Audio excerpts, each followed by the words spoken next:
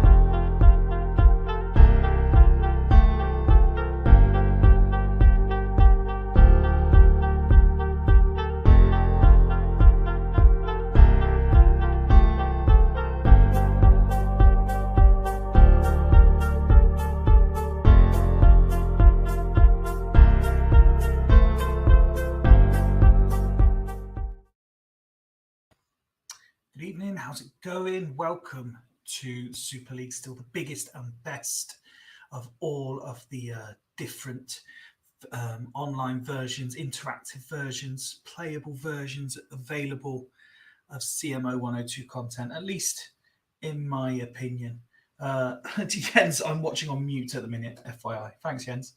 And big up the Can We Play Early Derby. Yes, we will kick off with Vikings versus Unicorns, or whichever way around it is, so that you can both disappear and miss the rest of the show. Evening, Ross, who says good evening, folks. We've seen Tato, we've seen Jens as well. Paul's here, Steve's here as well. Good evening, one and all, and welcome to what I'm sure is going to be a very, very exciting episode of the Super League. One queue already in the bag. At least one more set to be dished out any day now, but a very, very tight table for the rest of you. Even Alf, who's also joined. My co-commentator for tonight unfortunately had to understandably pull out when I said that Thursday night was going to kick off. A little bit later. Completely understand. No dramas there. It means we get get everyone's favourite. We get Fifey solo episodes. And the background music. Smut saying, actually not in a huge rush for a kit for a change. But yes, and evening, Alex. Hope you're well, bud.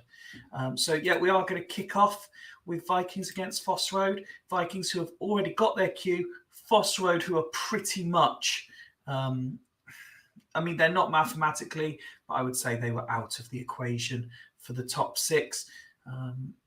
So there we go. And don't forget, at the end of tonight's episode as well, we've also got a further announcement on the future of the Super League, which will engage and entertain and I'm sure please the majority, if not everybody. So reason to stay around till the very, very end.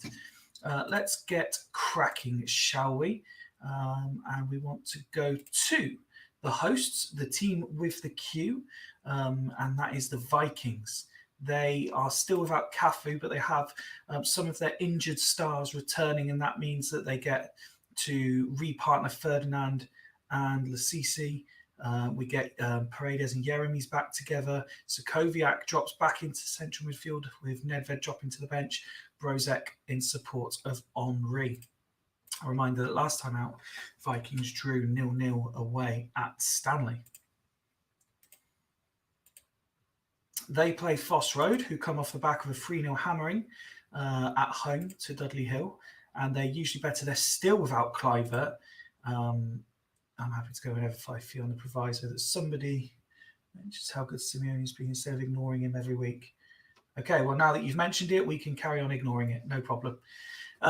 They have decided to revert to their Unicorns Gazelles tactic. Vieira playing on his own, the 3-man central midfield, and Recoba is in support of Santa Cruz. I still don't understand, even with Clivert being injured, how we've got a situation where Recoba supporting Santa Cruz is the attack of any Super League side. But there we go. This is why I'm not a manager anymore.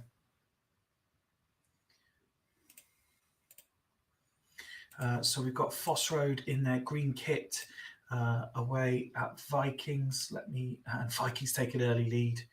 Let me put the first music on everyone as well. As Alex has come on the Foss.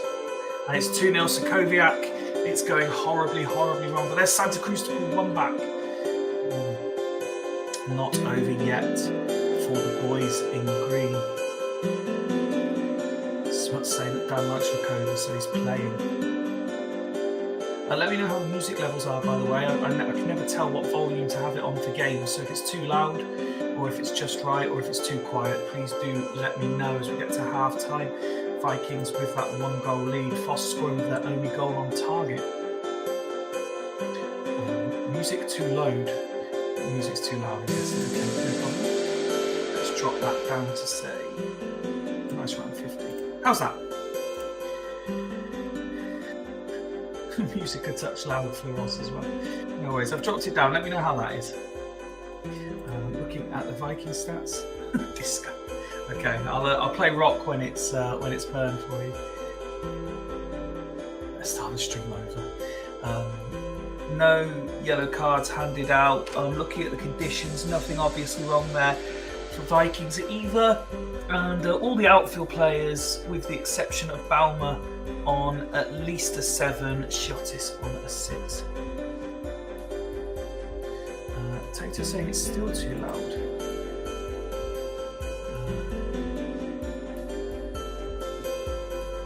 Nimutulin on a 5, lots of 6s dotted throughout as well, no one higher than a 7. 3 yellow cards dished out as well.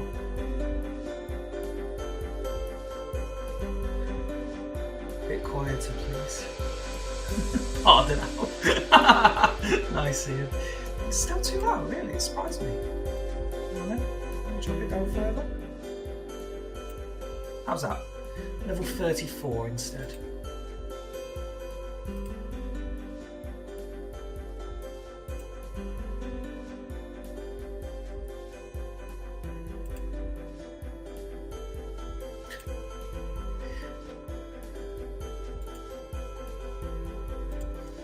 Okay, no worries, both managers going as is. Let's resume to 60. Foss looked to level it up with the first attack of the second half. And they have done it. Say Roberto with his first of the season. And are they actually going to turn this one around? They seem very much on top at the moment. 2-2 the score on the hour mark. Vikings were 2-0 up. Still no yellow cards. Still nothing too damaging rating-wise. And condition isn't an issue at all. Vikings conceding makes Tato very happy. As for Foss Road, ratings are starting to improve. Got a couple of 8s now within the team. Still just those 3 yellow cards.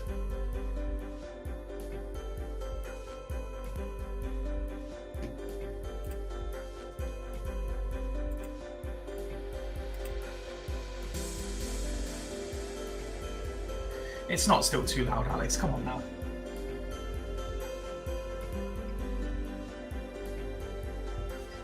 Jens didn't catch his ratings, no worries. There you go.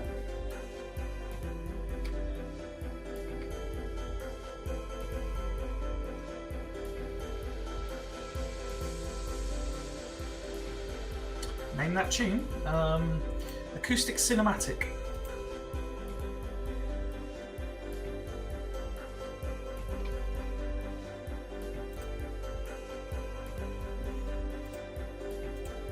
So it is Smuts who goes first, and Jens is going as is anyway. Alex for Recoba. Peruzzi for Liverpool. Pesky for Santa Cruz. No problem.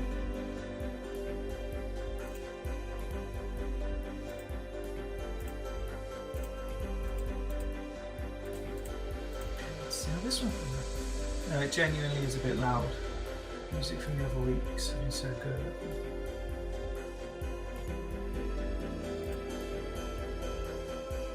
Foss have turned it around. Unbelievable scenes.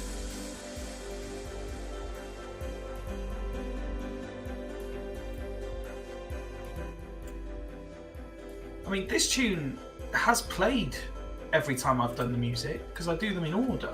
But there we go. Full time, I've turned it down further. Hopefully that's better for you all. It's now on level 27. We started on 75. Big win for Foss Road. Maybe they're not out of it yet. And late limbs, yes.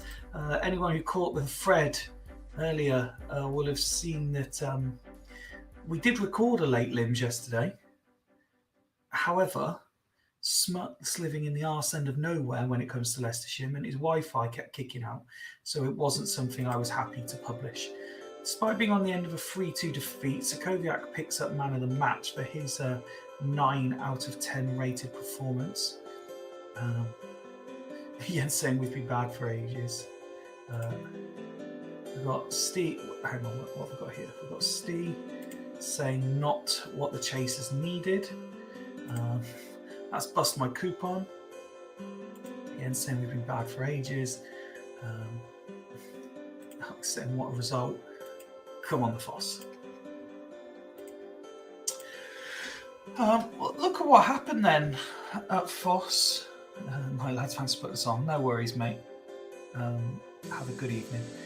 The rating certainly improved in that second half, and I think the substitution of goalkeeper allowed them to see the game out. Credit where Foss Road are concerned, because I said at the start of the game they were out the race. I said at 2-0 down they were out the game, and suddenly people are going to have to notice them again. Well done to them. Vikings got the cue. I'm sure Jens won't be too bothered. Next up, we're going to Badgers versus Exiles. Everyone just take a moment to recognise Simeone for his absolute brilliance. He is without question not just the best player of this Badgers team, not just the best player of the season in the entire division, but arguably the best player on the game, and has rightly been so, and yet overlooked for the last 20 years. So everyone take a moment to have a long, hard look at yourselves and recognise the real boss man. Okay, hopefully that's done enough for Tato. Last time out, they beat East Coast 3-0.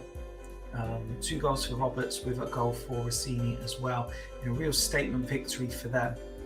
And they go unchanged in terms of starting 11 with just one change on the bench, so looking to build on that. They go up against an Exiles team who drew 1 apiece, with Stackington last time out.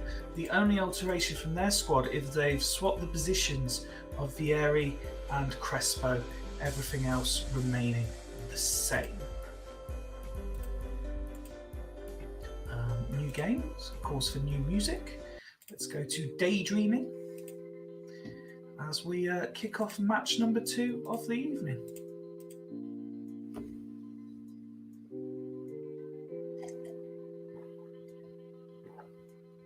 Exiles hadn't even touched the ball, and they are 1-0 down.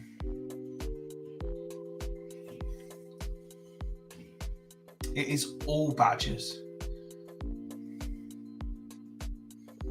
And there is a man, the absolute legend, the uncrowned prince of football, Simeone, to make it 2-0. We should all hail at his brilliance. Exiles have been absolute garbage. Rubbish. Well done, Badgers. Absolutely demolishing their opposition here.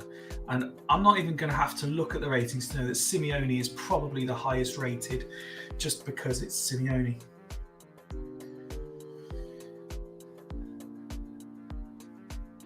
Tato instantly saying as is. Not surprising with how much they've dominated that. Exiles, as I said, been rubbish. This is not the sort, they're going to need a Foss Road level turnaround in the second half, because with only a few games to go, this is not the levels expected of a team chasing a top 6 place. Haven't seen Rox yet in the chat this evening, I don't believe. I'll give him till the end of this minute, so he's got another 18 seconds if he'd like to do anything at half time.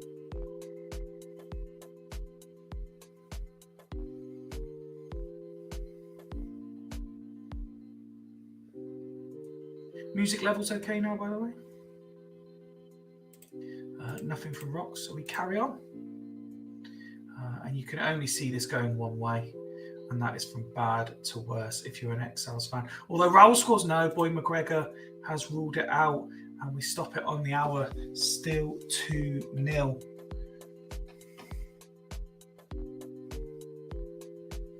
I'll say the music's okay now, excellent. No discipline. I mean, I'll show this screen, but I know Tato doesn't care about condition at all. He wants his players to run themselves into the ground anyway. Okaronko and Nicky Butt and Desai all excelling. How has Simeone got the lowest rating of the 3 DMs? That is unbelievable. Does the game not know who he is?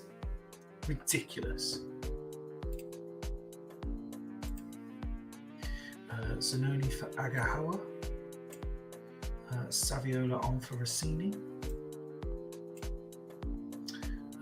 Why not? No problem. And Tate say the music's perfect. Lovely. As for Exiles, still got the 2 5s for the 2 wide forwards. Plenty of 6s throughout. Raoul on a yellow as well. Nothing really to worry about conditioning wise. So again, in case he's popped in, I will give Rox to the end of the current minute on the clock, which means he's got 32 seconds this time to make any alterations he so wishes. While we wait for this time to count down, if no one has, if you somehow missed the posts I put out earlier today, confirming the rest of the regular season schedule, we have tonight, we have Sunday, we have this time next week, and then there's a week's break while I'm on holiday. So game week 26 will be on Sunday, the 31st of March. That is the bank holiday weekend.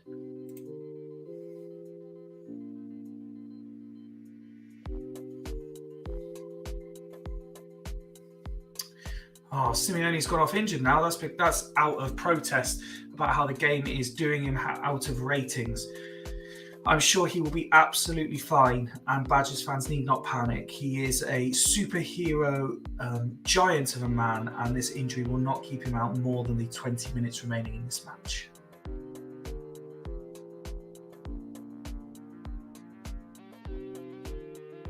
No, not abroad, Alf. Just go to the Costa del Skeg.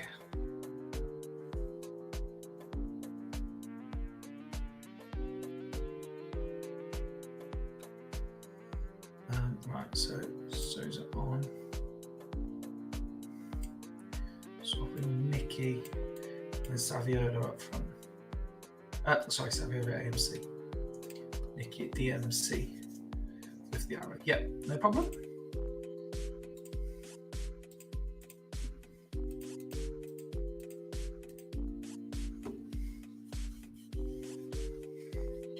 Surprised that Badgers haven't gone on to score more in this game. Are they taking their foot off the gas too early? Could Exiles make them pay with a late rout?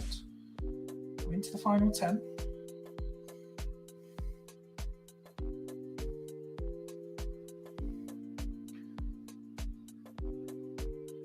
Crespo and Raoul both missing glorious opportunities. There's one back, but no time for anything else. Badgers, I believe, congratulations are in order. I believe that's them with their cue now.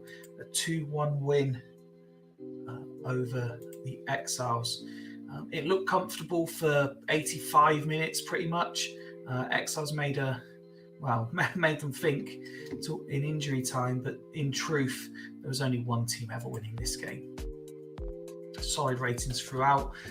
Badger's only concern, of course, will be what that injury to Simeone looks like.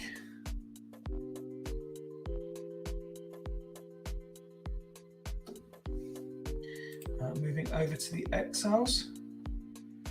And Crespo actually picks up man of the match. Vieira and Raul improve their ratings. And in the end, it doesn't actually look that bad.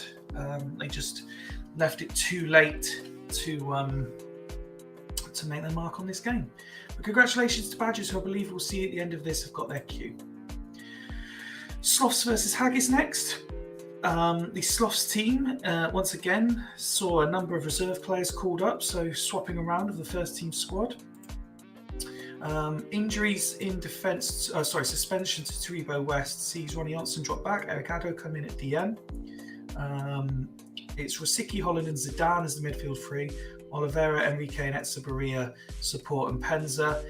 The one player that Alf couldn't have was Zetterberg, so I've put the nearest available replacement in Adilson on the bench instead, as I didn't get a reply before we went live. Last time out, they beat Sancte 1-0, and that has seen them move to 6th in the table. As for Haggis, they have Samuel back available. They go back to the DM line 3 with Veron playing in that attacking midfield role in support of Casas and Van Nistelrooy. Actually, let me just check one thing. Did he change his captain for this one before I press continue? 1 second. I have a feeling. Where's Ian? He didn't say anything about captain. Okay, perfect.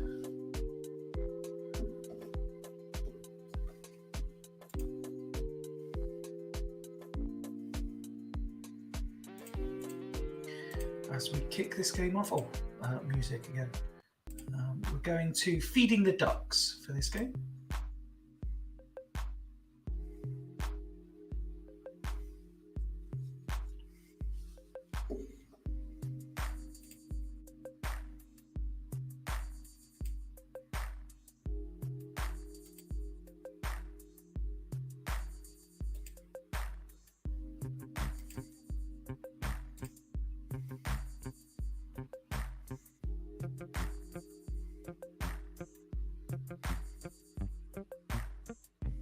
Oh, and Zidane scores his first goal for the club on the stroke of half-time against Haggis. And what a massive goal that could be for the man with virtually no Super League pedigree.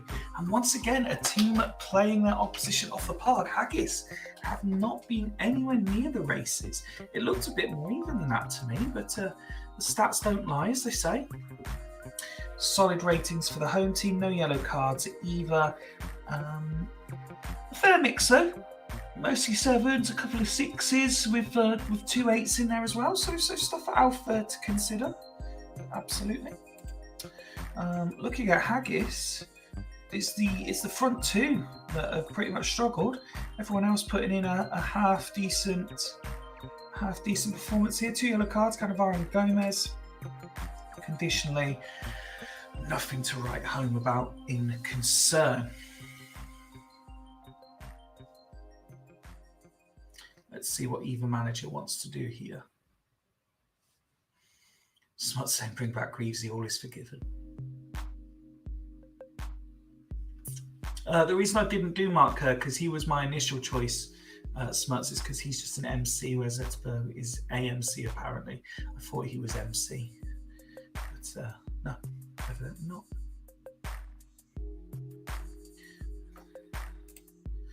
Alf's not sure if he should leave all those attackers on. Well, if you can make the decision and let me know, Alf, we can crack on.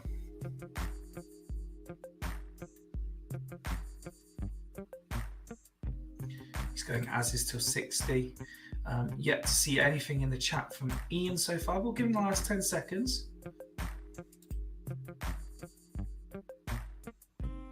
Like I said, I love you, but your subs take forever. Let's resume the action.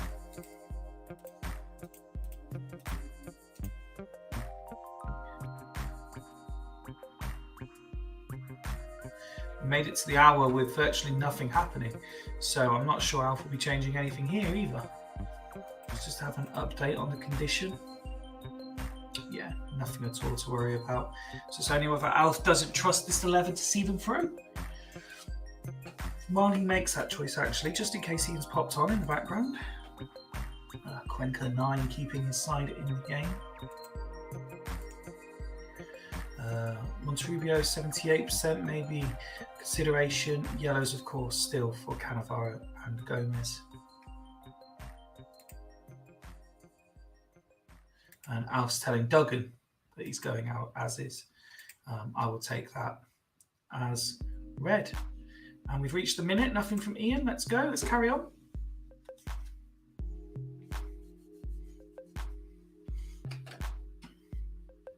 And there's an equaliser for Monterrubio, his first ever goal for the club. And Veron makes it too. And Alf being rushed by the crowd may have cost him the points here. And it's 3-1. And I think, oh, it's 3-2. No, it's been disallowed. And there's the full-time whistle. And I think Alf could squarely blame Duggan for that result. If that costs him his top 6 space, Alf, we're never going to hear the end of it. And quite rightly so. He'll feel he has been robbed because the other managers wanted him to hurry up and didn't give him time to properly think about what he wanted to do. An even game, but Sloss defence just fell apart at the end there.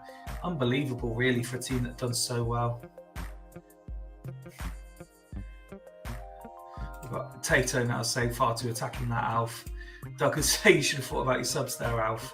And quite rightly, Alf is blaming Duggan.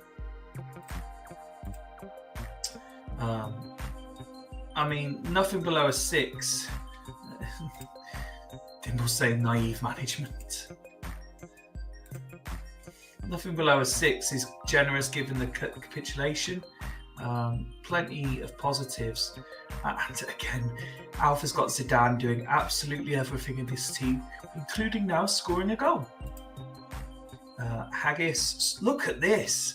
8-8-9, 8-8-8, 9-9, 7-8-9. Only Casas could not get an 8 or lower. Sticker conspiracy helps Haggis. Fuck them, Alf. It's your team. Indeed. And it's his team that have thrown away the lead and potentially thrown away top 6 in the same time. Next up, it is Burn versus East Coast. Roy Keane is back is the big news, but in squad news, there's been an alteration. Lopez remains unhappy and has been unceremoniously dumped into the reserves because Ian doesn't like his players to be unhappy, with Illich getting a call up to the first team 24.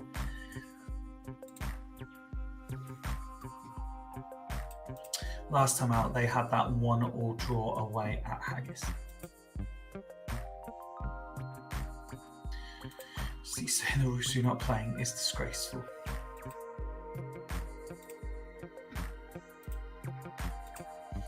As for East Coast, they go to the Don't Believe the Hype formation, which, as you'll see from last time out, is a little bit more attacking.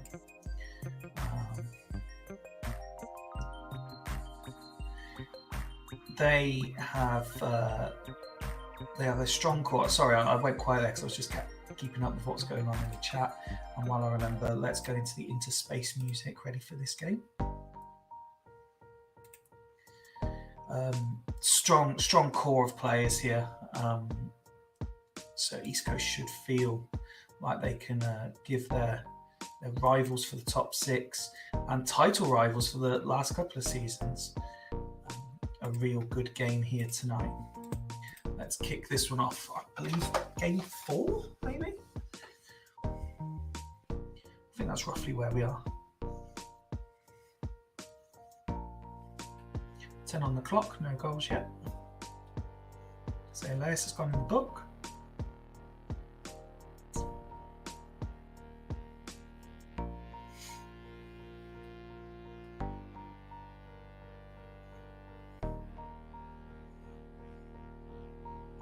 And we get to half time and it is 0-0. Alex saying the East Coast have a great forward line. 4 attempts apiece. Bern haven't had any on target is a bit of a surprise. There we go.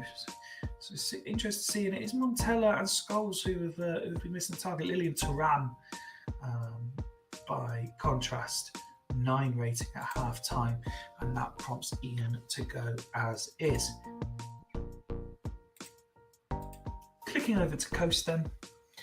Everyone on a 7 with the exception of Zauri and Shevchenko, who are rating 6s. Les, as I mentioned it in commentary, it has a yellow card. Nobody below Ronaldinho's 89% condition at the break. And Dimble also going as is. Thank you, gentlemen. Another game where we get to 60 with absolutely nothing happening.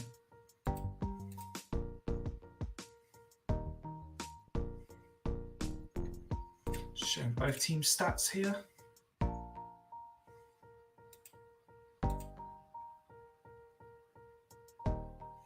Really not much to write home about for either team. Changes will affect the game, or do they back these 11s to get the job done? Dimble reacts after Ian says as is, and it is to bring D'Alessandro on for Zauri.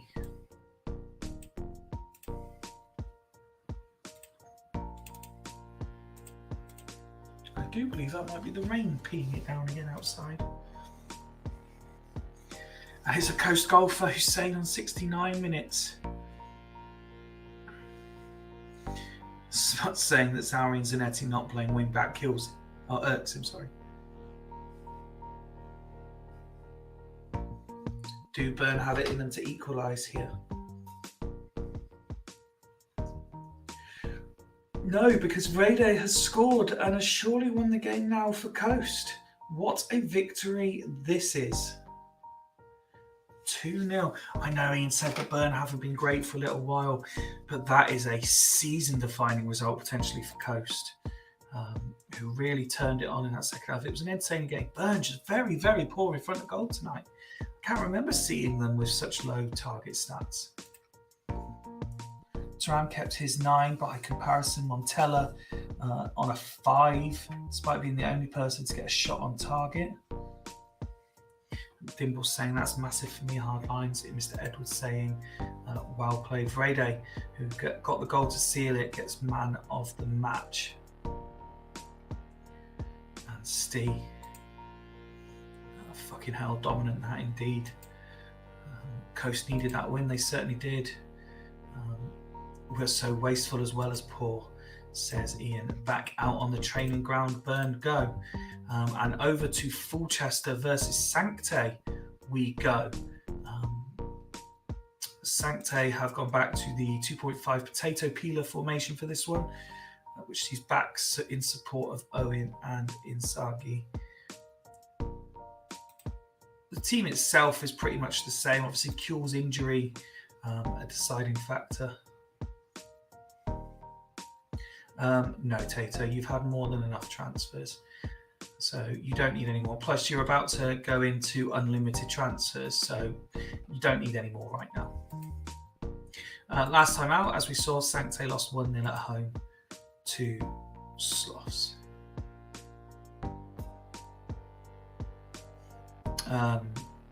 Technically, Smuts, no, the Aussie transfer window isn't done. We decide to close it game week 20. It's still open for a couple more weeks in game. I don't need any. I'd like some. Well, sorry. As Fulchester, they make a couple of changes from their game last time out, where they lost that big battle at the bottom, 2-1 to LSK. And Nelka back on the bench. Sutton dropped from the squad entirely. And Gattuso is dropped as well. Tudor comes in for him.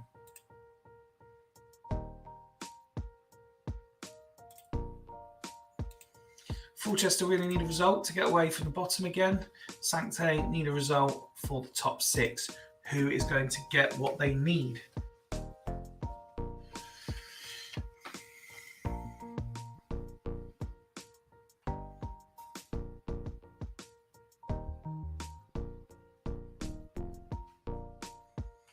Paul says, it's what the fans want, come on with the transfers. There's a fair number of the managers didn't use the ones that they were given, never mind needing more. Michael Owen has given Sancto the lead.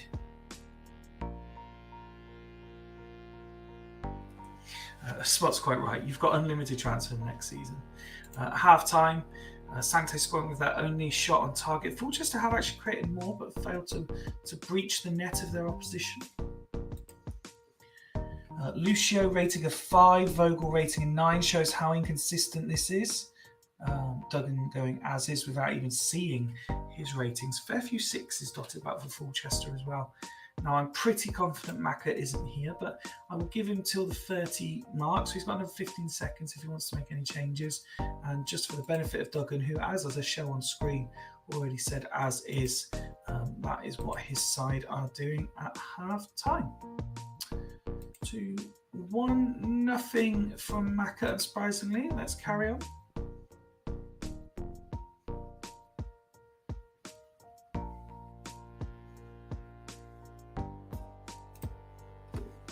Just tick over the hour mark. Free kick to Fulchester is the perfect place for the tactical break. For the benefit of Macca, on the assumption that he does watch this back. Vogel, the only player on a yellow, still a few 6s dotted about. Conditional wise, Romario's 79 is the lowest to worry about.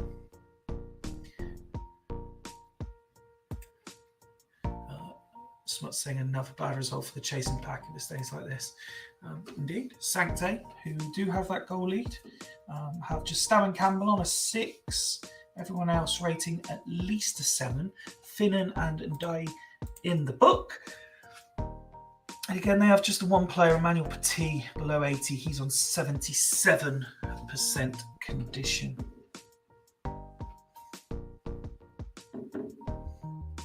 And Duggan again goes as is. So let's see how this game plays out.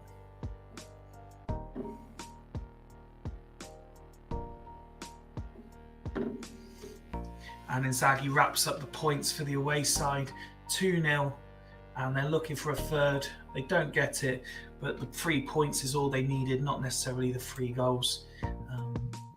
They were the better side in terms of chance created. It's like, again, 2 wasteful teams, only 2 and 6, Sancte.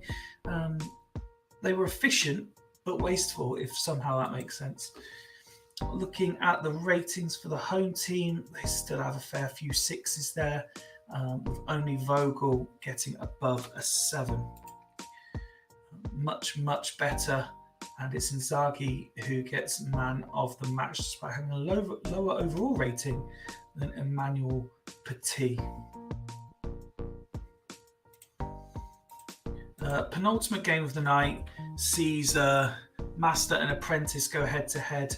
Once again, Stackington hosting Stanley, but this is a different Stackington this time out. This is a Stackington that drew one apiece with Exiles last time out. This is a Stackington who have got themselves back in the conversation, and this is a Stackington who line up like this. Emerson partners Takinardi, Rui Costa and Rayed in support of Ebby Sand.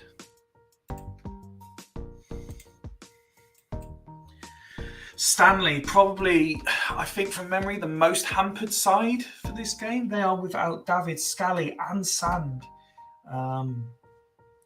causing Mike to have to really think about his defensive options. He has gone with Medina and Seedorf for this game.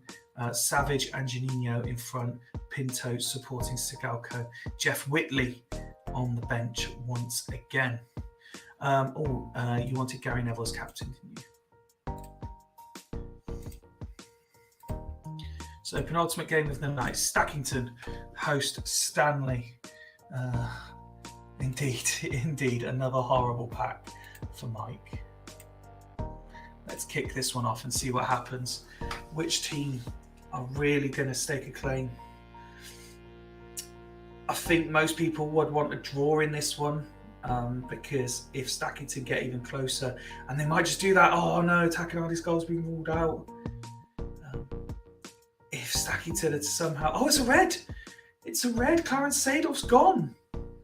Hang on.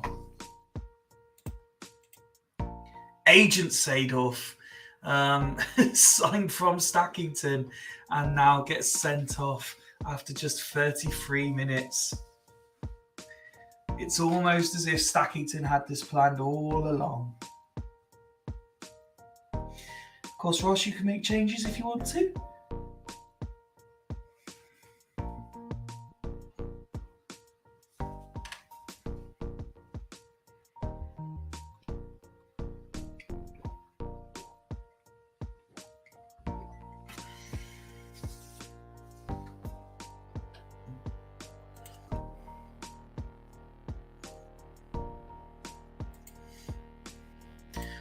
Duggan pointing out, as I was trying to say, a Stackington win would make 3rd to 10th absolutely mental. So Jeff Whitley and Robbie Savage, Super League prime time. Medina centralised, done, says Mike, and Ross is staying as is. No worries. Let's see what happens in the remaining 15 minutes or so before half time. Stackington had already put the ball in the net, but it was disallowed, and we get to half-time and it remains 0-0. No attempts from the away side, and that red card is not going to help improve that stat. 2 for the home team, but not testing the keeper with a legitimate one on target.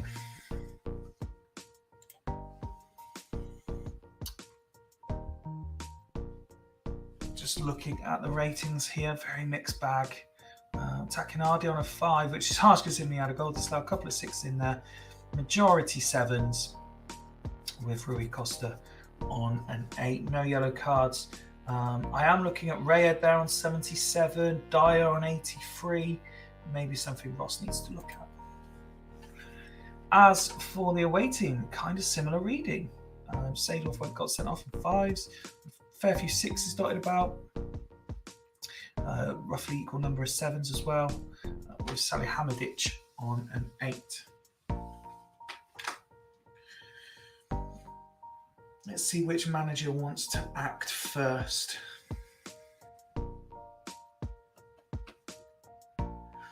I can't remember, have I changed the music for this game, by the way? No, I've been listening to this a while. Let's change it to lo-fi. Huge decision this for both managers.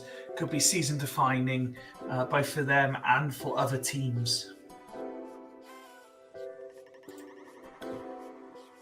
And it is Ross who goes first. Rayed from Morientes. 2 up top.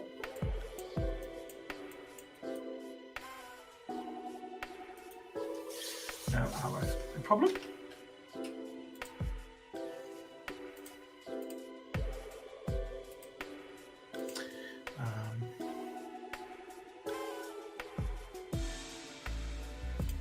Thank you so much. I appreciate that. Stanley go, that's horrible. Janino off for Mido. Mido to AMC. So I presume you want Savage centralising as well? A bit like that.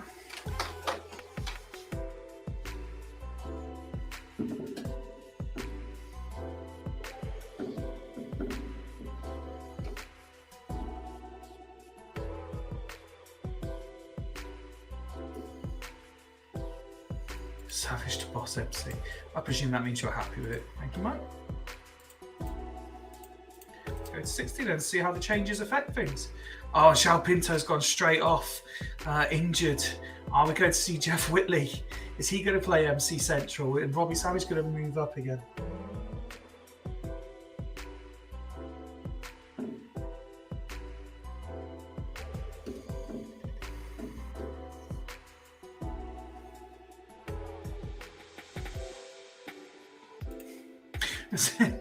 As if Mike hasn't got enough midfield problems at the moment.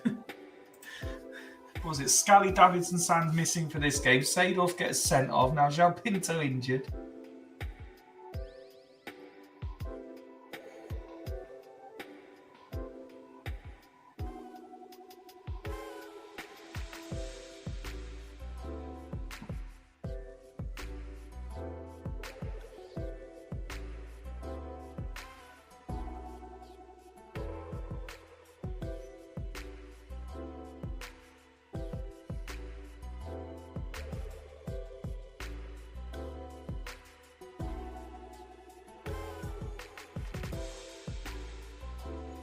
Just waiting. Here we go.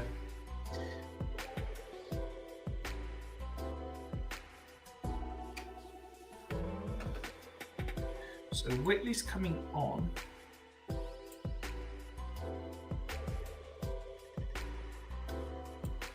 Like this.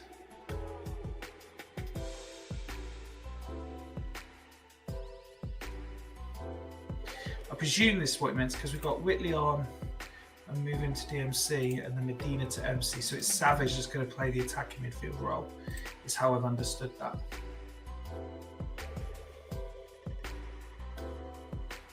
Yeah, thank you, Mike.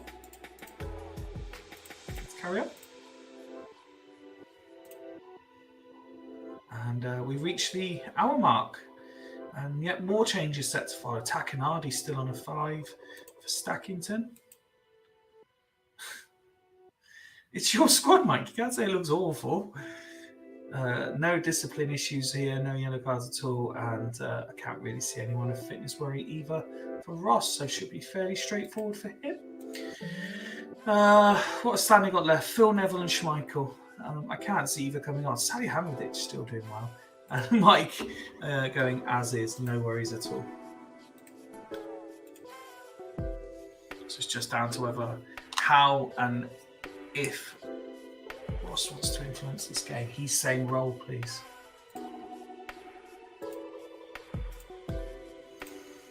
Who is going to steal the points here? They're leaving it late if they do. Oh, and there's Kandaya.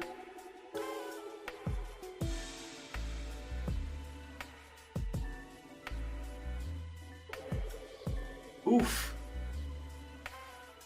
And Stanley finishing strong. The game finishes 0-0. This is the best possible result for everyone except these two sides.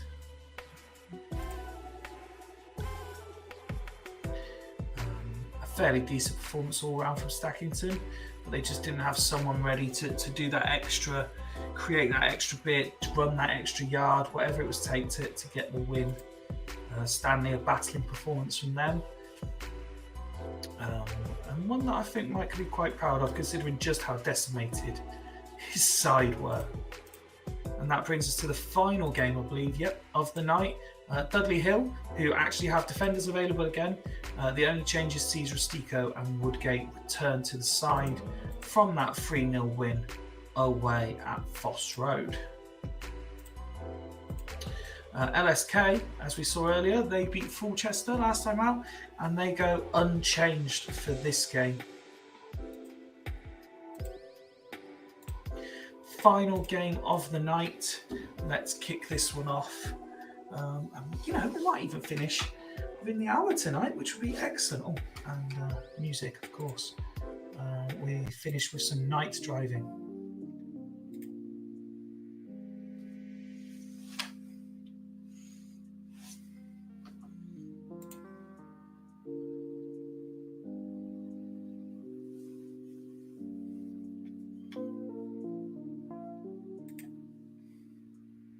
Get to half time of the final game. It's been mostly Dudley Hill. 7 attempts created by the home side, but only 3 on target, so less than 50%. 1 attempt from the away side, and that wasn't on target either. Notice tonight a lot of teams with poor target to attempts ratios. Dudley Hill, mostly 7s, Comandini on an 8, Joe Cole and Decor on 6s, no yellow cards, and no one below 92% as far as I can tell. And Steve has gone. Douglas says, how did Dudley Hill not score there? Checks lineups. Barthez. And Barthez is rating at 8, which is significantly better than Stefan Honcho's 5, and Del Piero's 5 as well. Equally, no one on a yellow card, and no one, I'm our lowest rated on 88% fitness. I will give Jamie the same luxury I gave others to the next sort of 30 seconds. He's got 19 seconds left, should he wish to do anything.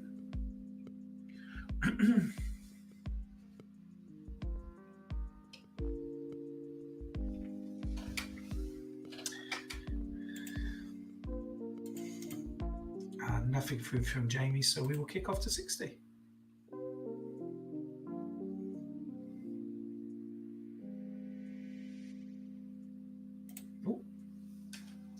Oh, and Van Bommel's been sent off on 65. Wow. Huge moment this for Dudley Hill. It is the tactics break as well, so feel free to do whatever you wish here, Steve. You've got your ratings on the screen there. No one below a 7 at all. Conditional wise, again, equally reading quite well for Dudley. So it's just about how they respond to that red card. Excuse me.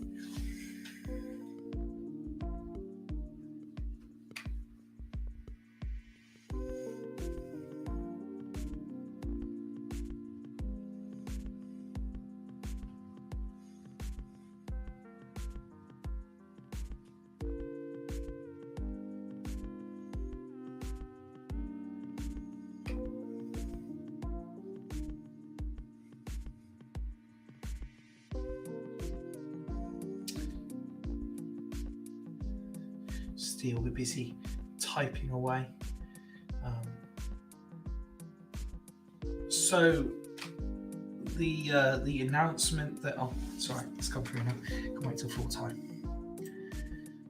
Centralised midfielders, please. Hersey for Decor. Short arrows on Cole and Hersey.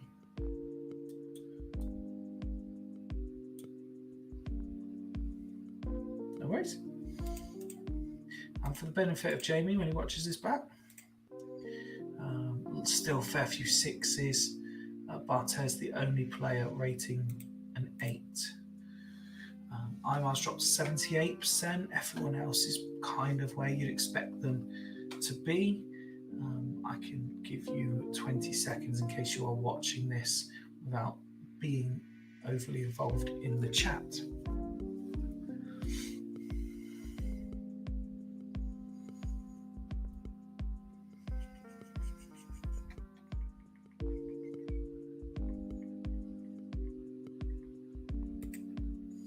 And we see how this game will then finish. Will LSK take advantage of having the extra man?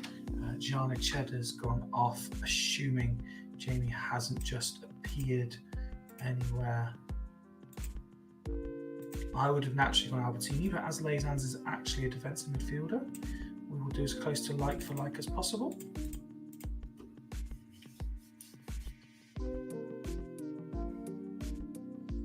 And Imar scored. And is that the goal that guarantees them not finishing bottom and that ends Dudley Hill's dreams of the top 6?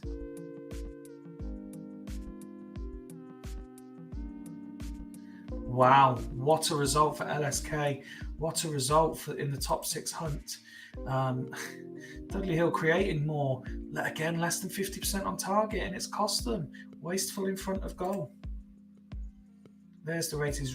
Returning Rustico gets man of the match for his 9 performance. Komendini, solid as well. Also notable 8s for Volodenkov and the returning Woodgate. Steve reacting how you'd expect anyone to react, given the pressure on this game and the nature of the opposition, as well as playing at home.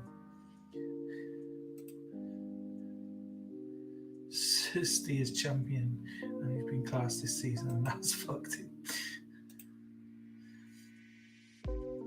Congratulations to LSK, who should, you'd imagine, have just secured not finishing bottom. And what a way this could be for Macca to bow out. So the classifieds: Badgers 2, Exiles 1, Dudley 0, LSK 1. Dudley Hill 0, LSK 1.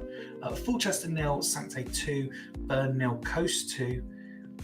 Sloths 1, Haggis 3, Stackington 0, Stanley 0. And Vikings 2, Foss Road 3. Just a one home win. Just one home win tonight.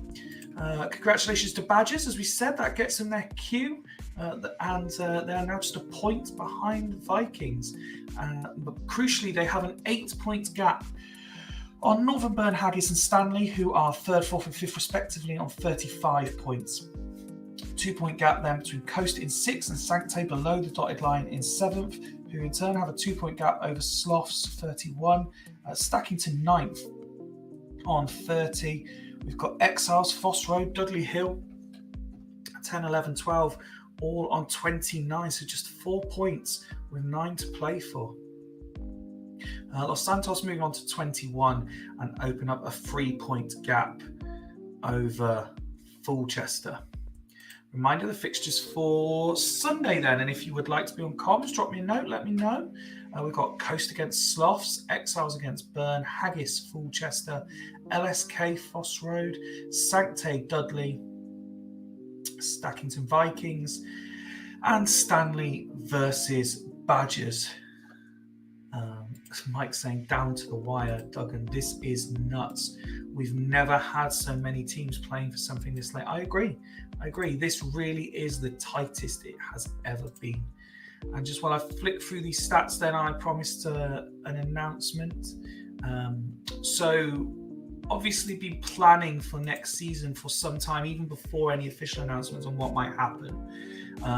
And based on the initial feedback that I'd had from people, I was kind of planning for next season that there would be 3 new managers coming in. As has proven to be the case, after asking managers to officially confirm and state their position, we only have 1 slot, and that is that Macca was the only one to say that he was leaving. Everyone else has decided to stay on, which is great news, but it did alter the thinking somewhat. So as part of the arrangement for next season, Martin was told that he would get a team so that he would get a year to play. But both he as an incoming chairman again in a season's time, and myself for 1 more year, both very much had the idea that we wanted Kitchen Dan back involved. Obviously, he had to leave his Gazelles role for situations outside of Cmsl, still playing a big part in the community. And I know he's also doing a couple of the other leagues as well, including comms, and I think he's doing some of the streaming possibly, and an all-round nice guy really. And we both wanted to get involved. So me and Martin had a chat about what the alteration means in terms of not having enough jobs to give him one and to give Dan one, and not having a third one that maybe I was expecting to have. And I have to say, throughout the whole process, Martin's been an absolute gent in this whole process, in terms of coming up with an idea, his idea getting backed, and coming up with a plan of action. But ultimately what it's meant is Martin has kind of made the same decision that I did. His want for Dan to be back involved was greater than his to be involved. So I'm delighted to say that Dan has accepted, and he will take on the Fulchester reins from next season. I think he suits the Fulchester mould. Macca was told in advance that Dan would be taking his place, and he seemed quite happy. So we can officially confirm that Dan will be the Fulchester manager from next season. It's also had a follow-on conversation for myself and Martin, and what that situation has led to is an opportunity, therefore, for Martin to take the reins early. So the Fifey retirement tour of next season is officially cancelled. This is now my last season at Super League, and Martin will take over at the end of the grand final. He will be given the keys and he will take charge. So does that mean 2 streams? No, that means that Martin takes over and I disappear into the sunset, where I'm pretty much ready to go now anyway. So yeah, as of next season, Martin will be in charge and Dan will be at Fulchester. I think that's all we have to announce this time. Thank you very much for your time, and we will see you again on Sunday. Goodbye.